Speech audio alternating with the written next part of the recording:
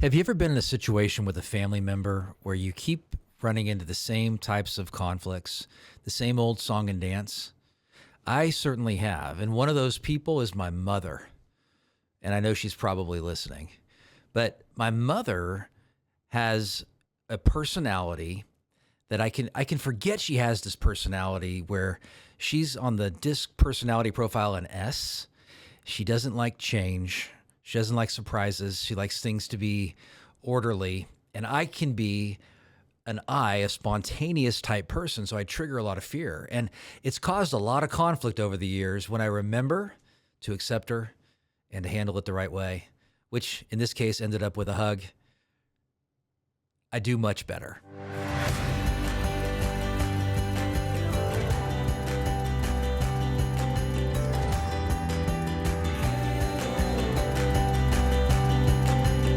So this is the Decide Your Legacy podcast. Welcome.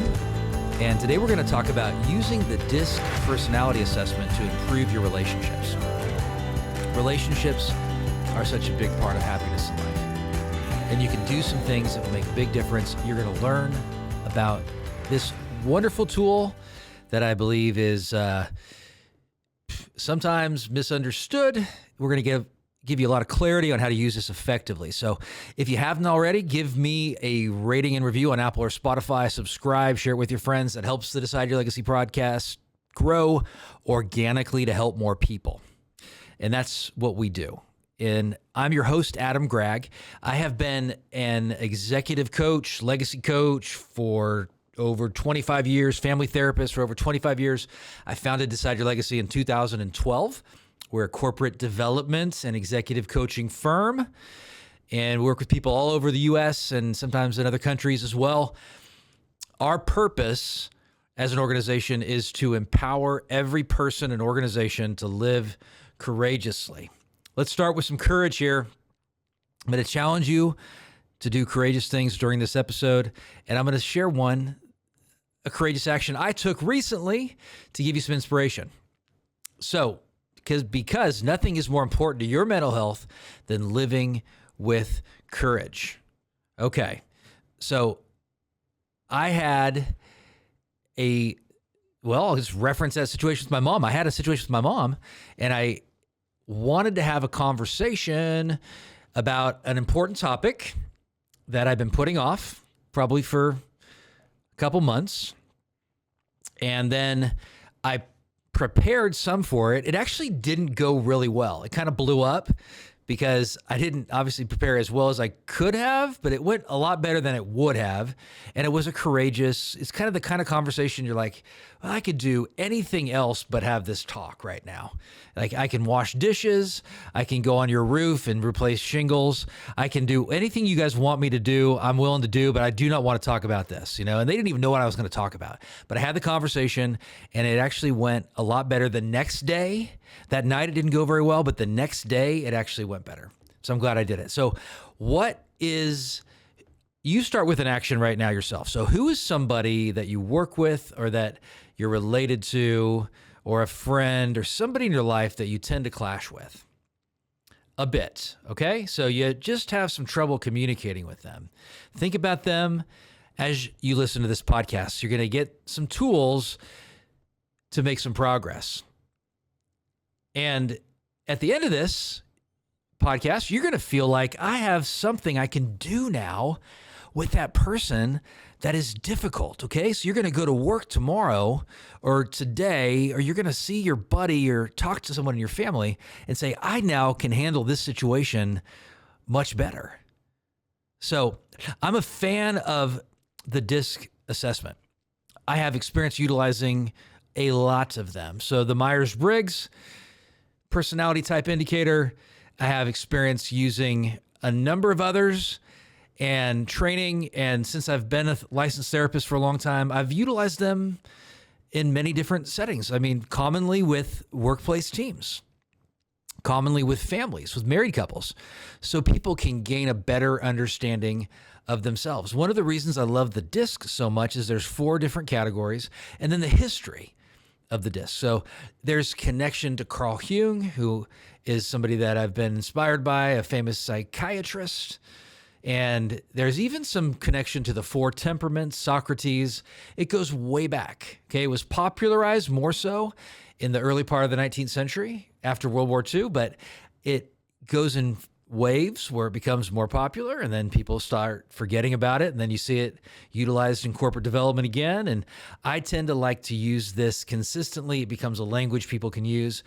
And you also don't want to take it too seriously. So if you do the assessment, which I'm going to give you a chance to take our free DISC assessment in the show notes, but you want to look at your results and say, okay, this does seem like me versus the other four styles. And you're going to know as you talk to friends and family and you get their opinion on it, as you get more experience grasping the tool as well, as you're going to do, as you will during this podcast, you're going to start to say, yeah, that's me. And then maybe you take some kind of assessment on the DISC, which, by the way, there's a lot of them out there because it is public domain, I believe. No, it is actually. So, and you're going to look and say that as you get, that doesn't resonate with me. That really isn't me right there, but this DISC style is me, So I want you to get a sense of, and I challenge most of my clients to get a sense of what's their highest DISC style and then what's their lowest. Because the lowest is going to show some weaknesses that they have, some gaps, especially when they relate to other people. So I'm a fan. That's some of the history briefly. And I am going to reference a book called well, I actually forget the name of the book, but I am going to reference a book. So keep listening, and you'll get you'll get the recommendation of a book that's really good on this topic for you to read to go deeper as well. And this is going to benefit you in pretty much all of your relationships. Your family, your coworkers. It's going to benefit you dealing with neighbors, people you don't know, people you're just getting to know, people you're wanting to sell to. New people that are customers that you're just getting to relate to. And it's going to show you that you can tweak some aspects like I did with my mom by laying out a plan and not proposing too much change, but just a small change rather than a big change, which helps her to decrease her anxiety. Not to go down the different path, which is the I path, which is that enthusiasm and passion, and some perceive as even manipulation, but manipulation is not always bad. It can be a positive thing to help them do things that are positive for them, like encouraging your child to exercise or eat healthy. That can be manipulating, encouraging them to go to bed at 8 o'clock and not 11 o'clock when they're in fourth grade. That can be, that's a form of manipulation. It's a good, healthy one. In fact, if you don't manipulate people you care about and lead and are parents too at times, then you're really not doing your job. So let me just go over the four different styles of the DISC. So the D style, that is a dominant driver type person. They're decisive, they're tough, they're impatient, they're strong-willed, they're goal-oriented, they're often competitive, they are frequently come across as being demanding, and they're pretty independent. A lot of your typical quote-unquote leadership CEO type people can fit into this category. They're comfortable, more comfortable than the other styles with people not liking them or resisting them because they are very visionary often. They have a big goal in mind, even to the detriment of other people around them sometimes, because it can be too pushy. It can be too driven for other people around them. So if you think of an animal that represents a D, I like to think of a lion. They're the king of the jungle. They are at the top of the pecking order. They tend to be, they lie around all day, do nothing while other people serve them kind of thing. Not that the D's do that, come on. But a D style, they don't necessarily listen well. They're very direct. Sometimes they're so direct it can rub people the wrong way at times. But then there's the I style. And this is my style right here. So think an influencing type person, extroverted, an inspiring person. All right. So an I style, they are social. They're often talkative. They're open. They're more prone to gossip, in fact. If you have some kind of gossipy person around you, they may be an I style. That's just they talk things through. They're external processors. They like to just hear their own voice and they become more comfortable. Not necessarily in a bad way. I mean, that's just their comfort area. They're persuasive. They're often more spontaneous than the other styles. They're impulsive, can be impulsive. They can struggle with time management. They can be emotional, overly emotional at times, have trouble controlling their emotions. And they can talk more than listen, so they're not always the best question askers. That's probably why I try to remember consistently to be curious, because I can tend to want to make my point clear rather than understand other people's perspective. So when you think of an animal that represents the I style, think of an otter. That's really one of my favorite animals as well, just because of how playful they are. And, they are very social, very good. They just are fun. I wish I could have a pet otter. I mean, I don't have, someone probably does have a pet otter somewhere, but I don't have a pet otter. But otter is the I style. So then there's the S style, which is the style that I would say my mom would fall into, the category my mom would fall into. And they're the steady, stable people in your life. They're calm often. They're pretty laid back. They are often the glue in a family. They may do all the cooking or the planning. They are good at organizing often. They can often come across as pretty caring and patient and amiable, flexible, although they're really the least flexible of the four styles. They have the biggest challenge with change. They're often modest, not flashy. They can be indecisive, a very high level of trust, and they're sensitive to a lack of trust in other people. So they can be cautious with other people and often be so cautious that they misread. So there are weaknesses to all of these. And if you think of an animal that represents an S, which is probably my lowest area, is a golden retriever. I think a dog in general, I just love dogs in general. So they're loyal, a puppy golden retriever would be more like an I probably, but a golden retriever over time, a mature adult golden retriever. So, and because it's my lowest area, I can be kind of negative towards S's. I kind of think of them as sloths. They're so slow and, because they are generally can be slower on things because of that resistance to change. But they're also very methodical about their change, and strategic about change. So then there's the final style of the DISC, the DISC, the C. Think of them as the correct, compliant, careful person. They are precise. They're exact. They're very analytical. They are logical and systematic in their approach, often quiet. They don't express a whole lot of emotions, strong emotions. They're careful and formal. They don't have trouble with being very formal in their approach. So they give things presented in a logical order, in a systematic order. They do a lot of research, and they're good at doing research. They're disciplined people. And hopefully as I share these different four styles, you're kind of resonating with one of them, the D, the I, the S, or the C. And the C, an animal that represents the C would be a beaver. You think of what goes into doing what beavers do. I mean, they're planning things out. They're collecting all the resources to build the beaver dam. And as I view them, they would have a lot of, I know a lot of it's probably instinctual, but they have a lot of thought put into what they do. That's a beaver. So data, the C is data driven. The D is very decisive and direct. The I is very playful and outgoing. And the S, we don't even want to talk about S's, but I guess I have to. No, the S is going to be very steady, and stable. They're like I said, they're the glue. They're very good at keeping things going. It's just never at the pace that an I or a D wants it. A C, and you can think too, like a C and an S, I find them getting along pretty well. A D and an I find them getting along pretty well because they move at a faster pace.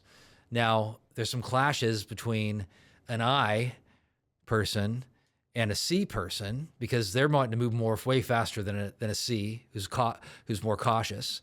There's clashes between a D and an S, because a D is make a decision and an S is like decisions are hard.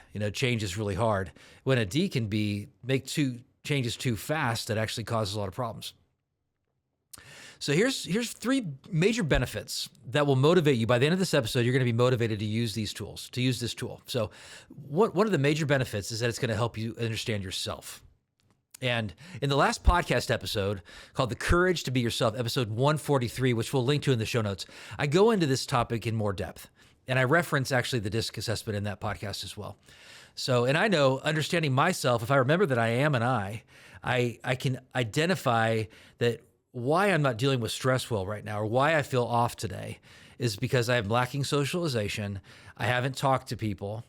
And, I have a daughter and me and a dog, so I am alone sometimes, but I have to go out and study in coffee shops, even just seeing people around me who I can talk to when I take a break, or when I'm working outside of the office, I have to go and work around other people. So I'll go and work in a social setting like a Starbucks or a Barnes and Noble and get stuff done. And I just find it triggers something in me to help me to actually be more productive because I'm around other people.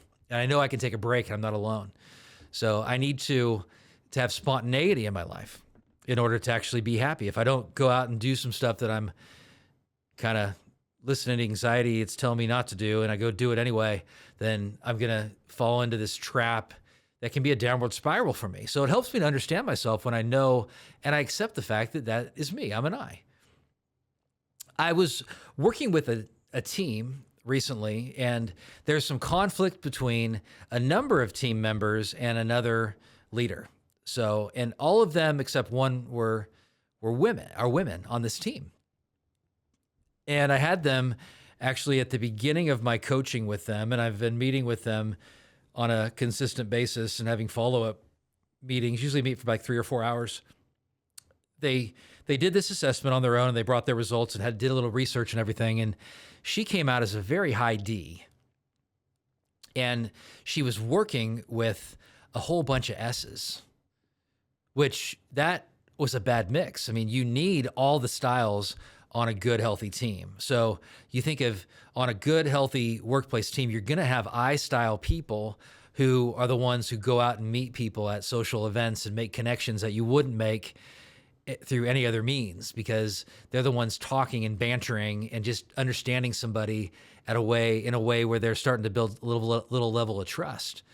Now, you need D's on your team because you have to have people that are good finishers and that push things forward and that are focused and keeping their eye on the ball clearly so that things aren't dropping off, and they're even pushing and helping other people push through their fears as well. You need C's on your team because you need people to process the data and see where you might be going off track based on metrics and the details. So they're doing the research on where you should have your new office space, or what kind of equipment you should buy, or what the opportunities are in the marketplace, or what's going to work.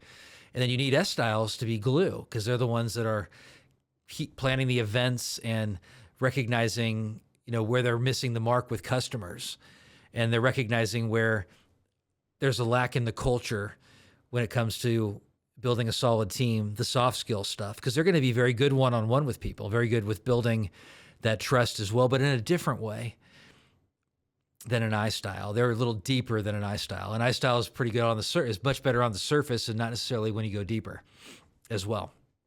So you have all these things you can recognize as you think about this for yourself. Now, it's so fun to actually help people understand on a team, a family, a workplace team, a church team, a small group, whatever. It's so fun to understand the different styles, and you start having these aha moments like, I know now why we clash. I know now why this is a difficult relationship, and I can tweak some things here to make this better. And that's taking your power back, because you now know that, wow, this could really work. And why not try it? Because a lot of the tweaks that you make are not really costly. They're going to be awkward for you because they're not your natural style.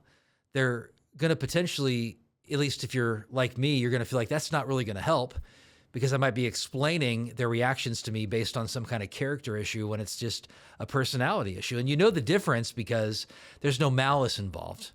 There's no, it's a personality issue because they're not intentionally trying to do something to get at you. They're just going at a slower pace. Maybe they're not a C, where the C is going to be on top of the details, when an I, like me, I may think I'm a detailed person, which I have for years, but I know I'm not, because I missed the mark. And when I'm around detailed people who are good at that, and they are high Cs, and I realize, like my accountant and my bookkeeper and even our graphic designer, and I realize how little I know about those things, and how much they know and how much better they are at that aspect of their profession than I am.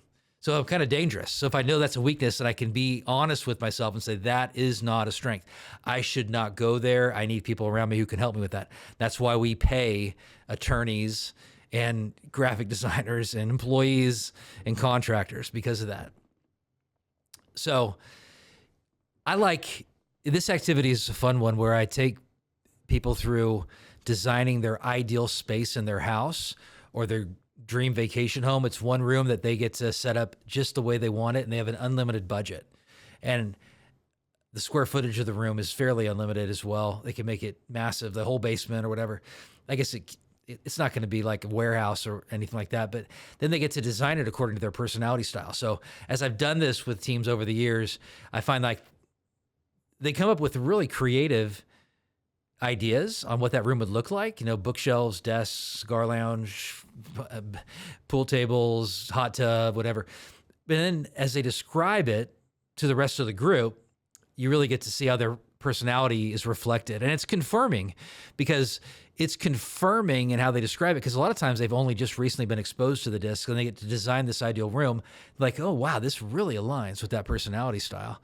And then we get to laugh and everything. So one guy recently, a couple weeks ago, we did this activity with this group. It was a legacy group, actually, which we have meet quarterly for a whole quarter. And his room was massive and had a golf simulator in it. In fact, the crazy part about it, he actually has this in his business. He actually has it because he has this area which he's recently designed in his office space. Multiple couches. You can fit like 15, 20 people in this thing. He's got, I think he has a bar in there with like his favorite beers and all that. And he's got TVs up in it and a poker table, and pretty cool place. I have to go check this thing out. It's actually in my local hometown, so I'm going to go check this thing out. But it was so cool to see, like, that is exactly what I would have, the type of office I would have put as an I style. And sure enough, he is a high I. And this guy does some crazy stuff. And I've done this kind of thing too, but this guy actually went to we went to a Super Bowl once, and somehow got special tickets to go to the after party with the team that had actually won. And he got to meet all these cool people at the Super Bowl. And a number of other people in that same legacy group, they were looking at him, and I could just tell by their reaction saying, dude, I would never have done that. Because he said he hung out there for like 3 or 4 hours just meeting, but he was by himself meeting all these famous people that he wasn't intimidated by it. He's like, yeah, dude, I got to have a beer with the owner, and it was just so cool. And I'm like, and I can just tell that some of the S's in this group, which there are a couple, were like, there's no way I would do that, or, I would only do that with other people, first of all, and I would not do that, without just, having a few beers at least, or, it's like, okay, they just wouldn't do that. So that's what you do. That's how you kind of figure out, well, people are different.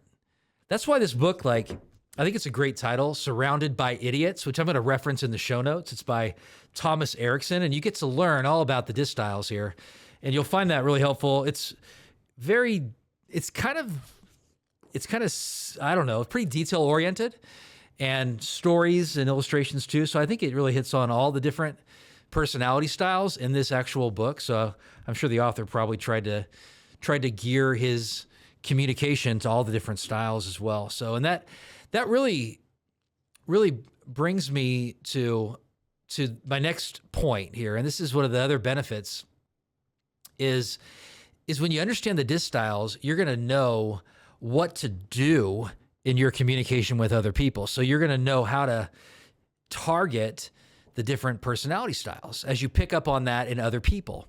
And over time, I will guarantee you, if you make this a priority, you'll start to identify these fairly quickly in other people as you get to know them, because you're going to ask the types of questions that reveal that. You're going to see how they dress.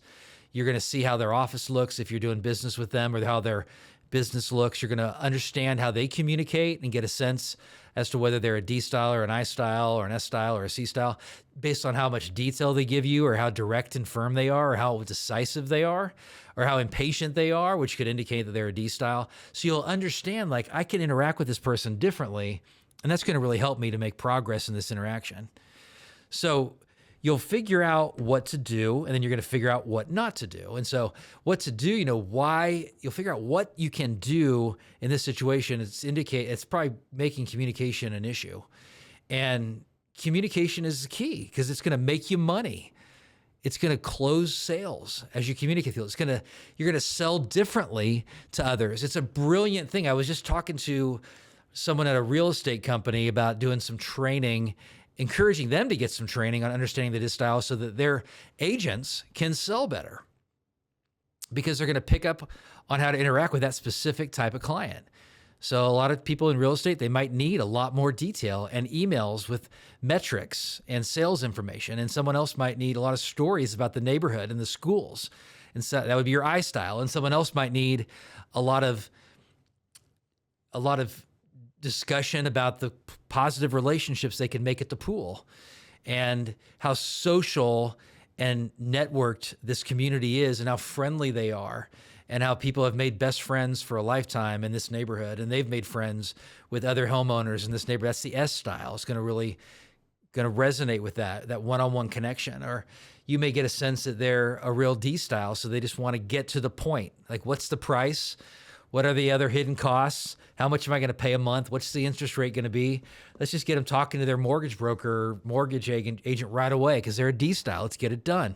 Get her done. So the D, it's like immediate feedback as well. You concentrate with that person on the subject, on the issue at hand. They don't care about the soft stuff and the relationships. They just want a deal, or they just want to get the thing closed because they like this stinking house. The results-oriented process right there.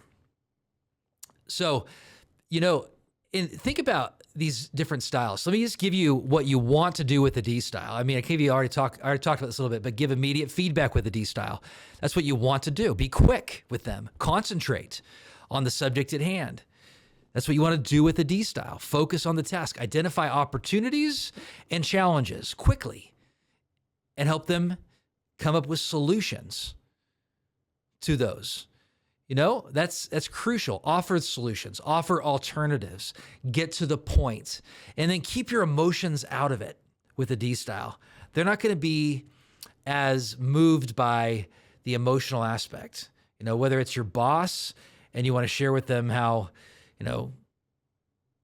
stressed out you are with your job, a D style is not going to be the right person. That's why D styles are often not the best, in my opinion, HR people. They're not the ones who show the most empathy at a lot of times. So you want to, with a D style, be fast. Let them win, or perceive that they are winning. So you're not invalidating their opinions. You're not invalidating, not with anybody, you don't want to do that, but especially with a D style. With a D style, you want to move swiftly. Get to the point. So you come in with some bullet point highlights of information that is going to get them understanding that you have done the research and that you know what the results are going to be. And so they can take that and be even more decisive and utilize that information to make a good, better informed decision. That's how you're going to win them over. It's not that they won't listen. They have trouble listening because they've already in their mind been so far down the path. They see the vision. They see where you can go, but they need people like you, S styles and C styles and I styles, to actually help them to see a different perspective than their own goal-oriented one. What else is involved? What are the other benefits involved? You want to communicate that to them.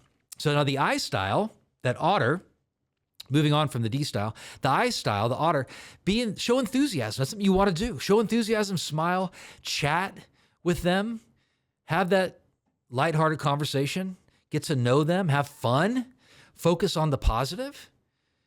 Make it creative. Let them talk and listen and elicit more communication. So I'm a fan of Southwest Airlines, probably because I'm an I style and they're very I-oriented.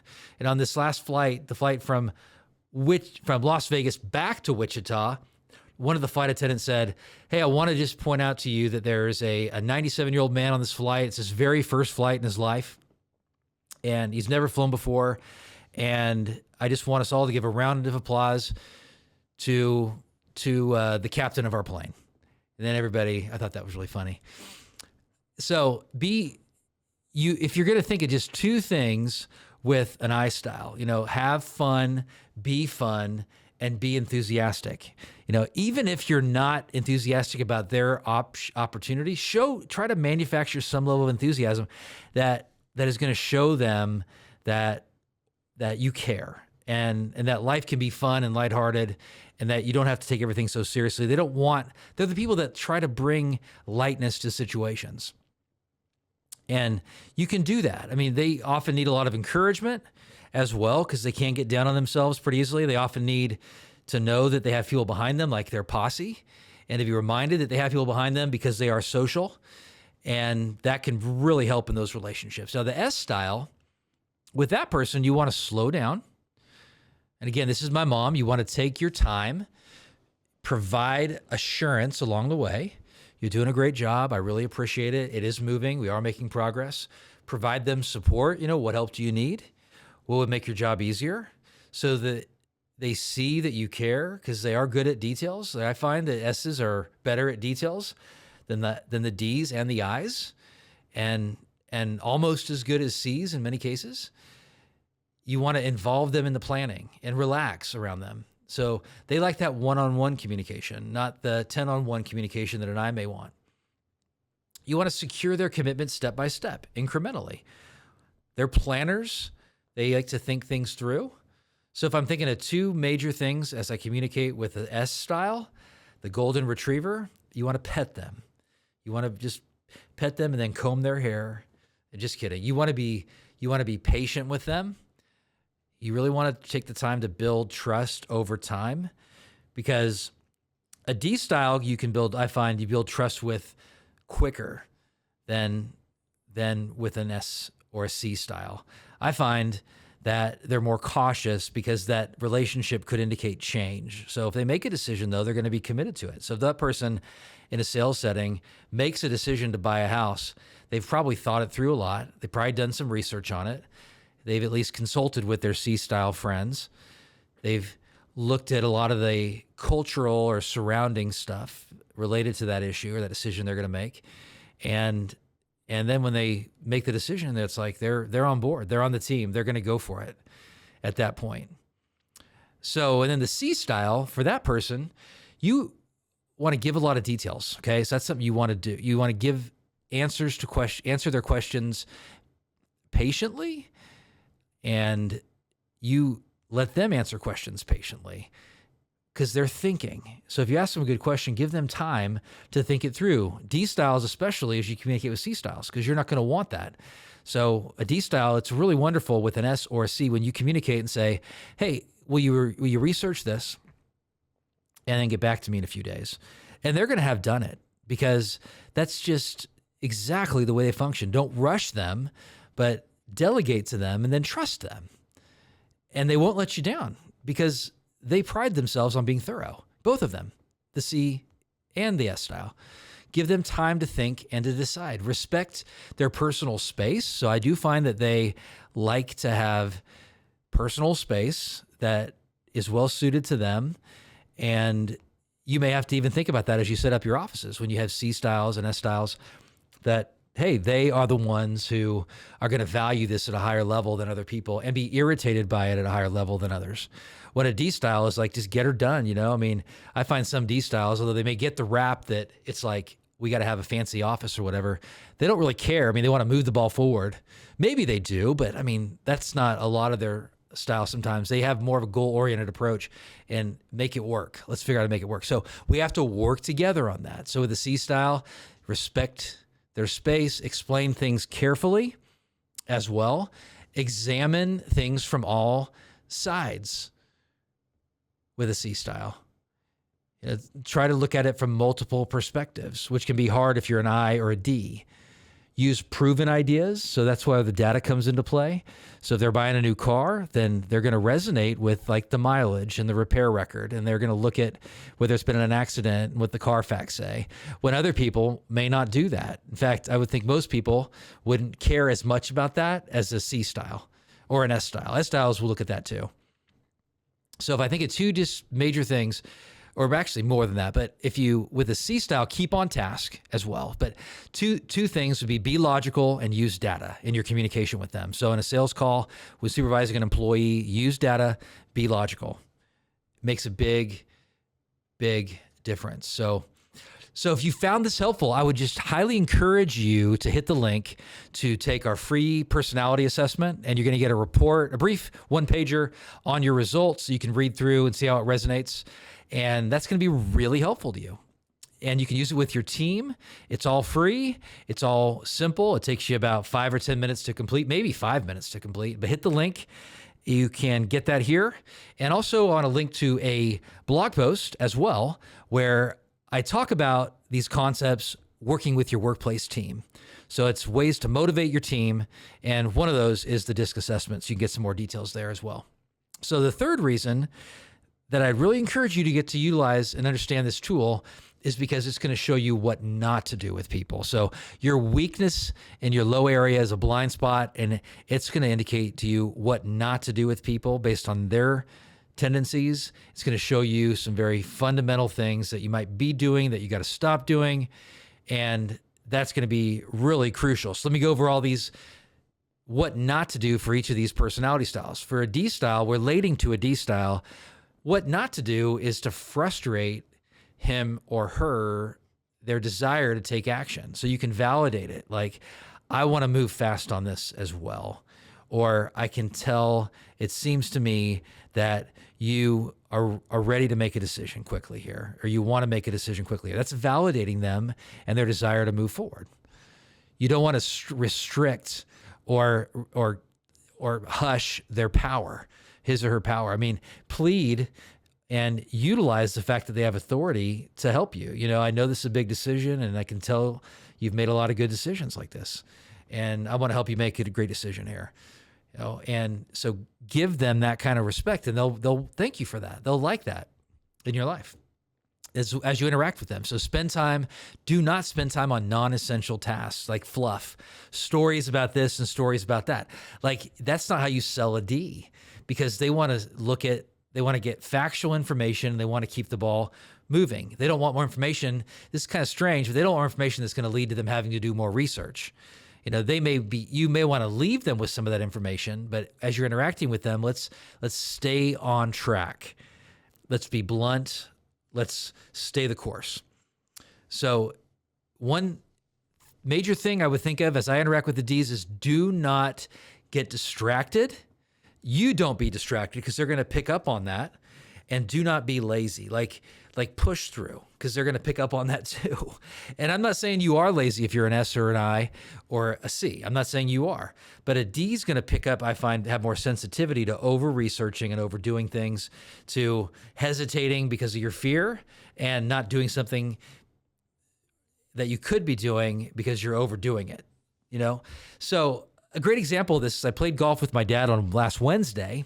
And at the turn, at 9 holes, I decided to use the bathroom, and it was pretty crowded. Not as crowded as you thought it was, I went and I got a drink, and there was a window out of the clubhouse area that showed where my dad was parked by the 10th hole. And I could tell how irritated he was, because there were other people in line, and I was just getting a snack at the turn, and I could just see his irritation growing. And my dad is a high D person. And so I get out, and I already knew what I was going to get. He was going to give me a lecture about slowing other people down and about slowing the other 2 people ahead of us down. And I was there for like 3 or 4 minutes. I mean, I had to use the bathroom too. And so I got out and I talked to my dad. He said, yeah, you're holding everybody up. They might as well just go ahead of us. And our 2 playing partners, they've already gone. And I looked around and I said, which I shouldn't have done, because this just triggered him even more. I said, you know, they're actually waiting to tee off, Dad. And the people behind us, they're actually in the clubhouse as well. But that wasn't the right thing to do. It just irritated him more because, for one, I was competing with him at that point on something that really wasn't that important. And I was invalidating his concern as well, when I could have easily said, yeah, I wanted to get a snack. Sorry for keeping you waiting. And then just moved on, because I would have owned it and I would have said, no excuses. That's fine. Not that big of a deal. And we move on and play golf. And he, after a couple holes, he relaxed and let me off the hook, but it took a while. He's a high D. So you don't want to do that. Don't put down for an I, like me, their enthusiasm. Like if I'm really super excited about something and it may be a really bad idea, because I have like 10 bad ideas to every one decent idea, the best thing to do with me is to say, like, somehow show some enthusiasm. Like, that could be great in that situation. I mean, like, I can tell you're excited about it. I can tell you're really excited about it. Like that to me is very helpful, because it keeps the fun alive in the situation. Like, I may say, like, this is the best book ever. Everyone should read this book. And if you say, well, I don't think everyone should read this book, that's putting down my enthusiasm. Now, if someone says, well, Adam, there's a lot of good books there. That's a great book. And I can tell you're really excited about it. Maybe I should even consider reading it myself. You're validating me in that interaction, which I need, because I'm sensitive to that. So that's it. I mean, like, for an I, the big things with an I is don't be negative, and then do not with an I, don't be unemotional. Like I's will often read a lack of emotion as indifference or invalidation. And that's so hard for a C and an S to know how important that is. Just like it's so hard for an I oftentimes, or a D, to know how important details can be and slowing down can be. That's, I find, is a real major blind spot. So don't be negative, don't be unemotional. For an S, you want to be, some things that you don't want to do is be restless. You're like, we got to go now. We got to make this decision now. We don't want to be pressuring them for action, to make sudden changes, to be spontaneous. You don't want to fail to deliver on your promises with an S, because they remember what those promises are more than a D and an I. And you can be shocked sometimes at how much detail they will remember about something. So be very careful, because I's can make promises out of enthusiasm that they don't deliver on, or they can speak so excitedly about a prospect or an opportunity that they're convincing an S that they're much further down the road than they really are. They're not doing that intentionally, but that's what you want to make sure you do as an I or an S or a C, is to make sure you are communicating in a way where you're going to be able to follow through on that. So just wait to communicate your enthusiasm or to make a promise unless you're going to absolutely be able to carry out on it to the best of your ability. Not perfectly, I'm not saying. So you don't want to go fast. You don't want to be illogical with an S. You don't want to neglect the relationship, the one-on-one aspect of the relationship. So things going on in their life, things going on in their family's life, things going on in their personal life that they reference, because they're one-on-one relational. So a couple things, if I was going to discount everything else, remember two things. It's with an S, do not be controlling with them. Now, you have to have structure and everything, but to come across as being controlling, my way or the highway, that doesn't go well with an S. And don't withhold information from them. Like, give them a lot of information, because they are slow and steady, and they can take more of the detail information, like about the soft skill, the soft information, like the cultural benefits, non-data stuff, but communicate a lot with them, which actually works really good for an I, because they're pretty good at communicating, and they can over-communicate way too much. So with a C, things you do not want to do is keep information to yourself. Be guarded in your information and your data and withhold. They'll perceive that often as deception, and you may have to manufacture some of that if you're a D or an I, because you may feel it's not necessary to share that information. So you over-communicate. Really over-communicating with an S and a C can be very important for an I or a D. You don't want to, for a C, pressure for immediate decisions. You can see similarities here with an S. Be too chatty.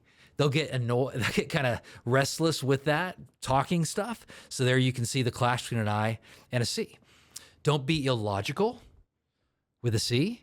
They don't care about the emotional part. They're not going to resonate with the stories. They're going to resonate with the details and the factual information, the numbers. Don't forget the quality of something with a C as well, because they are quality oriented. That's why your C's can become quality control people in their jobs. Your C's can become your accountants and your some types of attorneys as well, your engineers, your architects. And by the way, an S often make very good therapists and coaches and very good team player type people. They're very good HR professionals because they can balance the relational aspect with the rules as well. So you don't want to bring up personal issues much with a C as well. So 2 major things: do not be vague with a C, and do not lack detail.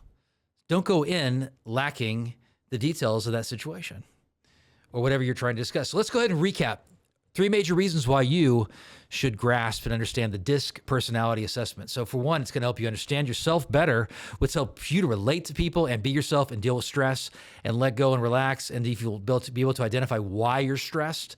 If you're an S, it's going to be change. If you're a D, it's going to be that slow processing stuff. If it's a C, it's because you don't have enough information. If it's an I, it's generally often when you're stressed, it's because things aren't moving. They're not social enough for you. So you're going to get those things and let them stick. So what insight did you gain today by listening to this podcast? What from today was most inspiring to you? By the end of the day, act on that insight. Talk to somebody about it. Process it with somebody. Teach it to your kids. They will understand even if they're 6 years old. When you decide to do something, you're eliminating other options. You have all these different options. And when you are focusing on your legacy, it's the impact that your life has on other people. You decide your legacy. Nobody else gets to decide that. I want you to remember that action is 80% of change. Insight, which you're gaining today, is only 20% or less. You have to take action to make it stick. A good plan that you act on is 100 times better than a perfect plan that you do nothing with. Do me a favor and share this episode with a friend. Share it saying, hey, it really helped me. This could help you and your team or your family. And hit the link to Shatterproof Yourself. This is a course that you can go through, and it's going to have all kinds of great information and worksheets and whiteboards that I've used with clients for 25 years. You can go through that at your own self-paced, and your own. It's a self-paced course, and you get to let them stick. You do things, you write it down. It resonates with all the personality styles to make the stuff stick. Hit the link. You can buy that here, share it with people you know. I want to close today the way I always do. Live the life today that you want to be remembered for 10 years after you're gone. You decide your legacy, nobody else. Here's the thing. Either you will decide your legacy, or by default, fear will decide it for you. I appreciate you greatly, and I'll see you next time.